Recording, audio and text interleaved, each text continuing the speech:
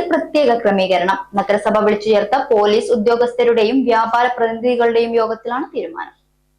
RS റോഡിലും പ്രധാന പാതയിലും TB റോഡിലുമായി parking കേന്ദ്രങ്ങൾ സജ്ജമാക്കാൻ ശ്രമം തുടങ്ങി.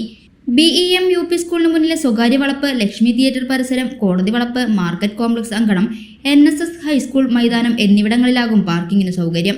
പാതയോരങ്ങളിലെ പാർക്കിംഗ് പൂർണ്ണമായി ഒഴിവാക്കി സുഗമമായ ഗതാഗതത്തിന് വഴിയൊരുക്കാനാണ് ശ്രമം.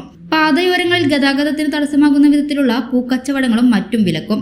ചെർപ്പുളശ്ശേരി റോഡ് വികസനത്തിന്റെ ഭാഗമായി നഗരമേഖലയിൽ വെട്ടിയിട്ട മരത്തടികളും ചില്ലകളും ഉടൻ നീക്കാൻ PWDക്ക് നിർദ്ദേശം നൽകി.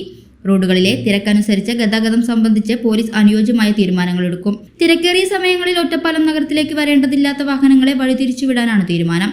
ഇതിനായി മംഗലം, മുരുക്കുംപറ്റ, വരോട്, കോതകുറിശി, വാണിയംകുള പാത വിനിയോഗിക്കും. പാലക്കാട് ഭാഗത്തു നിന്നുള്ള വാഹനങ്ങളെ മംഗലത്തു നിന്നും, പട്ടാമ്പി ഭാഗത്തു നിന്നുള്ളവയെ വാണിയംകുളത്തു നിന്നും വഴിതിരിച്ചുവിടുവാനുള്ള നിർദ്ദേശമാണ് പരിഗണനയിൽ.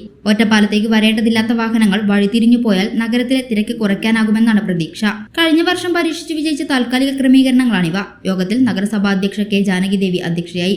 ഉപാധ്യക്ഷൻ K രാജേഷ് പ്രസംഗിച്ചു. സൗജന്യ വൈഫൈ കണക്ഷൻ അങ്ങനെ വരാൻ വഴിയില്ലല്ലോ. ഫ്രീ മോഡം ഇൻസ്റ്റലേഷൻ ചുമ്മാ. സത്യാടോ, എന്റെ വീട്ടിൽ ഈ കണക്ഷനാ. തന്നെയും വിശ്വാസമില്ല. അല്ല, കേരള വിഷൻ. കേരള വിഷനിലേക്ക് സ്വാഗതം. ഇപ്പോൾ വൈഫൈ കണക്ഷൻ എടുക്കാം ഫ്രീ ആയി.